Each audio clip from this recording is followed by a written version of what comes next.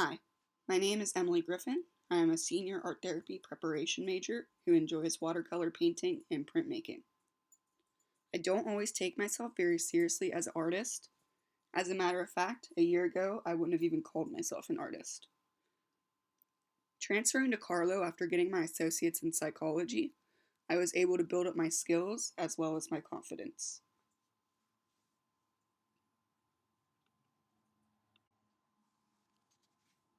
Back in high school, I began to enjoy chalk pastel. So, my first semester here at Carlow, I tried to remind myself what I like about making art, and I went back to my roots.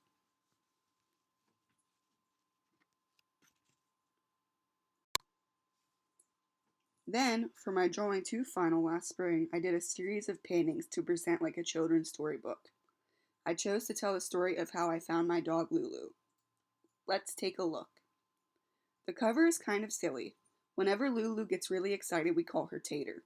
So this is her tatering through the Christmas tree and into our lives.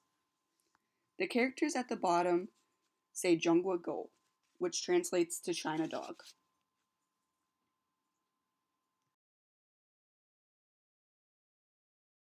In 2014, my boyfriend and I studied abroad at Shenzhen University in China. It was a few weeks before Christmas, and we decided to go out and buy a Christmas tree and decorate to make the most of our holiday away from home.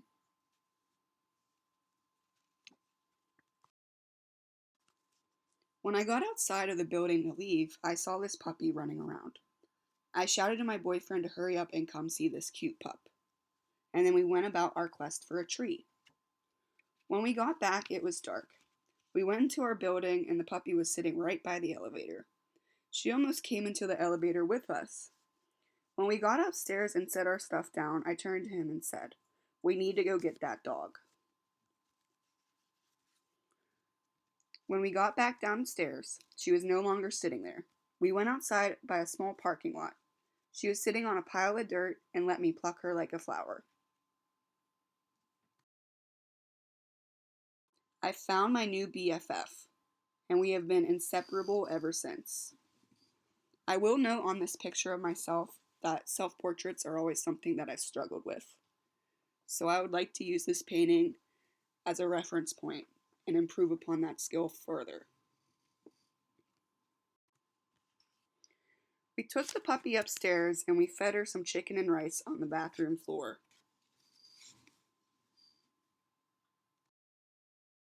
A few months later, we all flew home to America and lived happily ever after. I did another dog portrait last June, shortly after my boyfriend's family dog, Copper, passed away. I titled it Good Boy. I used complementary colors, yellow and purple, to make it more unique. I even hid an image of a second dog in the fence. My next painting series, which I produced, is my grief series this past fall. My idea was to do the stages of grief as tarot cards that also represent the Amazon forest fires. I'm inspired to be the person I needed when I was younger. I need to do grief work because grief has shaped a large part of my identity. Tough times are sometimes hard to talk about, but it is easier to express intense feelings in other ways, which is why I believe art therapy is beneficial. My generation and the ones after me are also grieving the loss of our planet, our wildlife, and our futures. We were handed a broken promise. Now we must use our hands, our voices, and our vote to solve the crisis. In my grief series, I address the frustration of what it's like to watch the world around you go up in flames.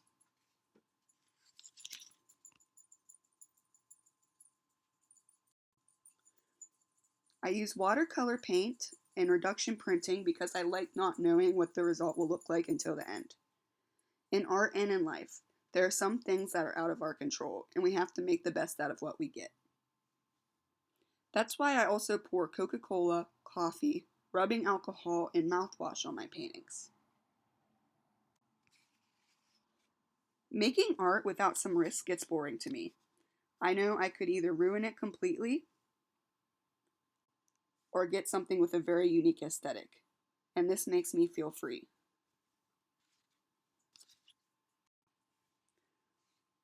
The reason behind some of the images I chose, besides the obvious fire representing anger, in denial, the figure is seen walking away from the fire instead of dealing with it. For this, I reference photos all from the Amazon fires, and I can take you back through the stages over and over, because sometimes the grief cycle keeps playing on repeat.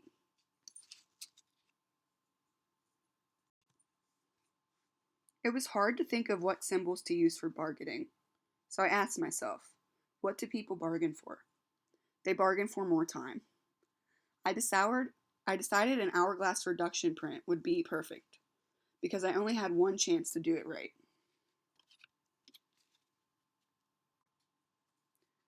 For depression, I chose an image from the Amazon of these giant lily pads they have there, and then I added my own gloomy touches. Acceptance was a challenge too, because do we accept what is happening? No. But we can accept our own hand that we play in it.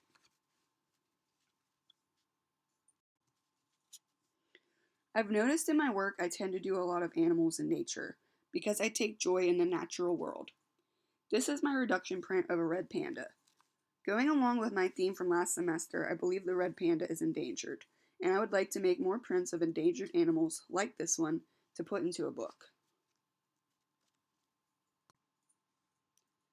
This is the first linoleum block print I did of a sunflower and a skull. I was really excited about printmaking, and I enjoyed making all of the textured scratches in the background. Here is that same print again, but in blue.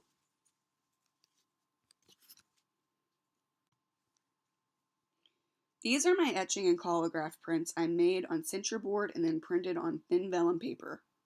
That's why in the photo I show it against the window, because I like how it looks with the light shining through it. Here is the actual board I carved, poked holes in, and collaged on.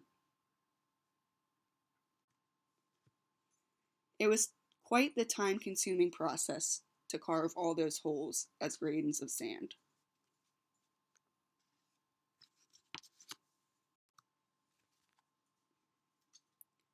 Currently, I'm enrolled in life drawing.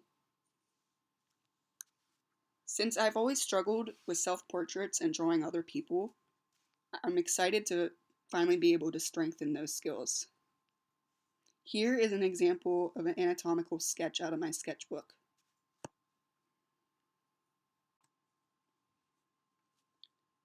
This is a scapula bone, done in my sketchbook in charcoal and chalk pastel.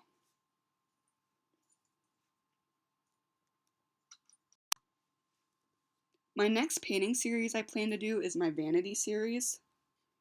For this series, I'm going to be taking selfies that people post on Facebook and Instagram, and then changing the subjects in the selfies into their skeletons, and imagining what that would look like if skeletons were taking selfies.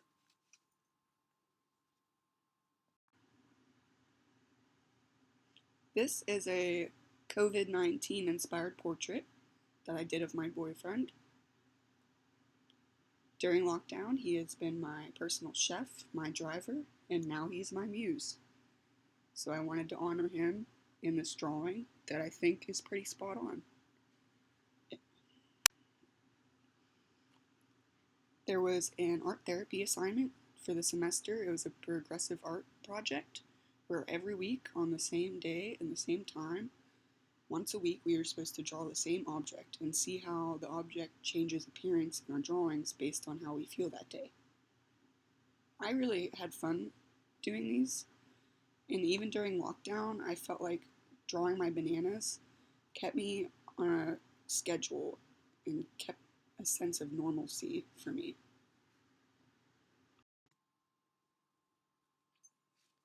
I've also done some volunteer work.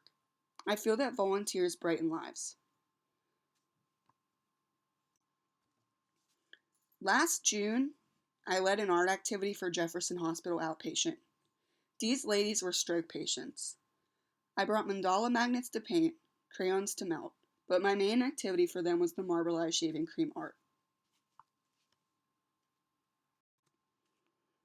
This past fall, I then volunteered doing weekly OMA sessions at the Jewish Association of Aging. We did art with two groups, residents in the morning, and then in the afternoon we worked with outpatient people in a day program for early dementia.